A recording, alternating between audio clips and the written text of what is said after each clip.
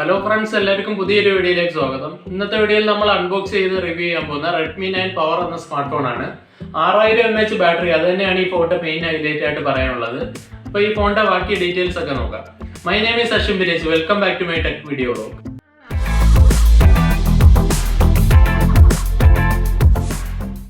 അപ്പോൾ നമുക്കിത് അൺബോക്സ് ചെയ്യാം. ഞാനിത് ഫ്ലിപ്കാർട്ടിൽ നിന്നാണ് വാങ്ങിയത്. നല്ലൊരു പാക്കിങ്ങിൽ തന്നെയാണ് ഈ ഫോൺ വന്നിരിക്കുന്നത്.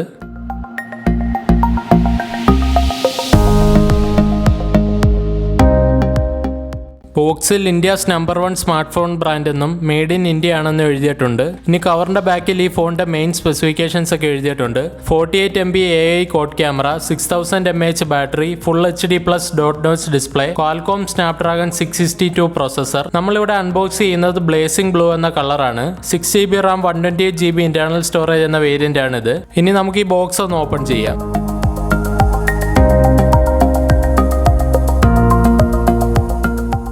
ബോക്സ് ഓപ്പൺ ചെയ്യുമ്പോൾ ആദ്യം തന്നെ ചെറിയൊരു കവറാണ് കാണുന്നത്. അതിൽ ഡിസൈൻഡ് ബൈ ഷവോമി എന്ന് എഴുതിയിട്ടുണ്ട്. അത് ഓപ്പൺ ചെയ്യുമ്പോൾ ഒരു സിം ഇജക്ടർ ടൂളും ഒരു TPU കേസുമാണ് കാണാൻ കഴിയുന്നത്.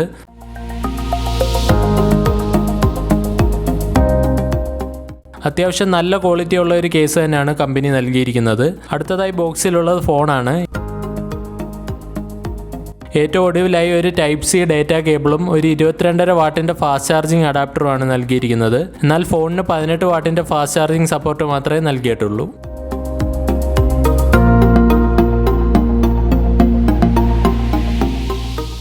ഇതാണ് നമ്മുടെ ഫോൺ. ബ്ലേസിംഗ് ബ്ലൂ എന്ന കളറാണിത്. ഫോണിൻ്റെ ബാക്ക് സൈഡിൽ റെഡ്മി എന്ന് വലിയ രീതിയിലൊരു ബ്രാൻഡിങ് നൽകിയിട്ടുണ്ട്.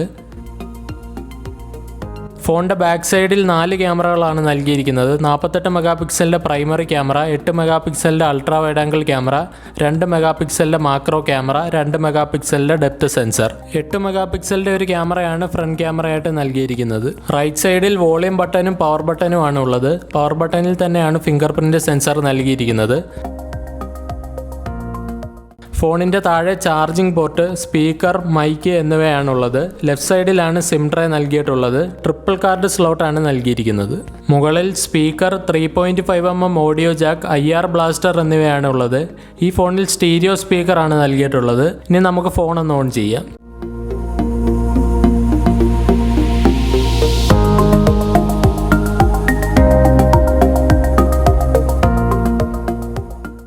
ഫോൺ ഓൺ ആയിട്ടുണ്ട്. നല്ല ക്വാളിറ്റി ഉള്ള ഒരു ഡിസ്പ്ലേ ആണ് നൽകിയിരിക്കുന്നത്.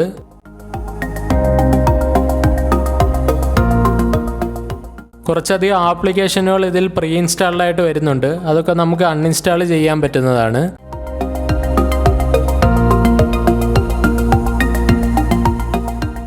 ആൻഡ്രോയിഡ് 10 ബേസ് ചെയ്തിട്ടുള്ള ഷവോമിയുടെ സ്വന്തം യൂസർ ഇൻ്റർഫേസ് ആയ MIUI 12 ഈ ഫോൺ ഉള്ളത്. സ്നാപ്ഡ്രാഗൺ 662 എന്നൊരു പ്രോസസ്സറാണ് ഈ ഫോണിൽ നൽകിയിരിക്കുന്നത്.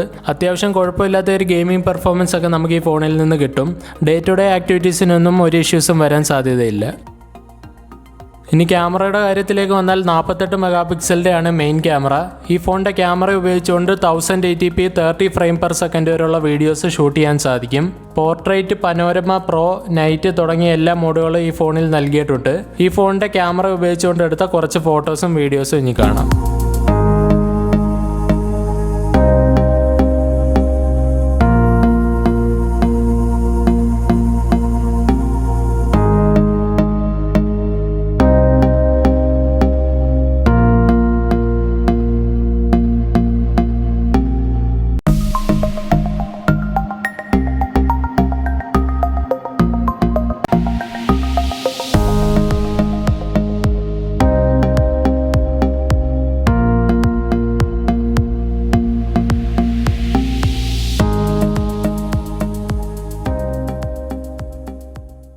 ഈ ഫോൺ 3 വേരിയൻറ്റുകളിലാണ് ഉള്ളത്. ബേസ് വേരിയൻ്റായ 4GB RAM 64GB ഇൻറ്റേർണൽ സ്റ്റോറേജിൻ്റെ വില വരുന്നത് 10,999 രൂപയും, മിഡിൽ വേരിയൻ്റായ 4GB RAM 128GB ഇൻറ്റേർണൽ സ്റ്റോറേജിൻ്റെ വില വരുന്നത് 11,999 രൂപയും, ടോപ്പ് വേരിയൻ്റായ 6GB RAM 128GB ഇൻറ്റേർണൽ സ്റ്റോറേജിൻ്റെ വില വരുന്നത് 12,999 രൂപയാണ്.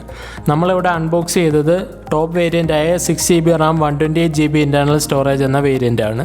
ഈ വിലയ്ക്ക് ഏറ്റവും മികച്ച ഫോൺ ഫോണാണ് ഇതെന്ന് പറയാൻ സാധിക്കില്ല. കാരണം ഈ ഫോണിൻ്റെ അതേ ഫീച്ചേഴ്സ് ഉള്ള പോക്കോ M3 എന്ന ഫോണിൻ്റെ ബേസ് വേരിയൻറ്റിൻ്റെ വില വരുന്നത് 10,999 രൂപയാണ്. അവിടെ ബേസ് വേരിയൻറ്റിൽ തന്നെ നമുക്ക് 6GB റാം കിട്ടുന്നുണ്ട്. 1000 രൂപയുടെ വ്യത്യാസമാണ് ഈ രണ്ട് ഫോണുകളും തമ്മിലുള്ളത്. രണ്ട് ഫോണിൻ്റെയും ഫീച്ചേഴ്സ് എല്ലാം ഏകദേശം ഒന്ന് തന്നെയാണ്. അപ്പോൾ ഈ ഫോണിൻ്റെ ഒരു ഫൈനൽ റിവ്യൂ പറയുകയാണെങ്കിൽ ഓൺലൈൻ ക്ലാസ്സിനൊക്കെ ഉപയോഗിക്കാൻ പറ്റിയ ഒരു ഫോണാണ്. 6000 mAh ബാറ്ററി കപ്പാസിറ്റിയും 18 വാട്ടിൻ്റെ ഫാസ്റ്റ് ചാർജിങ് സപ്പോർട്ടും എല്ലാം നൽകുന്നുണ്ട്. സ്നാപ്ഡ്രാഗണിൻ്റെ 662 എന്നൊരു പ്രോസസ്സറാണ് നൽകിയിരിക്കുന്നത്. അത്യാവശ്യം നല്ല പെർഫോമൻസ് തന്നെ തരുന്നുണ്ട്. ഇനി ക്യാമറയുടെ കാര്യം നോക്കിയാൽ ബാക്ക് ക്യാമറ നല്ലൊരു പെർഫോമൻസ് തന്നെ നൽകുന്നുണ്ട്. അത്യാവശ്യം നല്ല ക്വാളിറ്റിയുള്ള ഫോട്ടോസും വീഡിയോസും നമുക്ക് ഇതിനകത്തോടെ എടുക്കാൻ കഴിയുന്നുണ്ട്. 8 മെഗാപിക്സലിൻ്റെ ഒരു ക്യാമറയാണ് ഫ്രണ്ട് ക്യാമറ ആയിട്ട് നൽകിയിരിക്കുന്നത്. വലിയൊരു ക്വാളിറ്റി ഒന്നും എനിക്ക് ഈ ക്യാമറയിൽ നിന്ന് കിട്ടിയില്ല. അപ്പോൾ ഈ ഫോണിനെ കുറിച്ചുള്ള എൻ്റെ റിവ്യൂ ആണ് ഞാൻ പറഞ്ഞത്. സോ ഫ്രണ്ട്സ്, എല്ലാവർക്കും ഈ വീഡിയോ ഇഷ്ടമായെന്ന് വിശ്വസിക്കുന്നു. ഇഷ്ടമെങ്കിൽ വീഡിയോ ലൈക്ക് ചെയ്യാനും ചാനൽ സബ്സ്ക്രൈബ് ചെയ്യാനും മറക്കരുത്. അപ്പോൾ അടുത്തൊരു വീഡിയോ കാണുന്ന പ്രതീക്ഷയോടെ സൈനിങ് ഔട്ട്.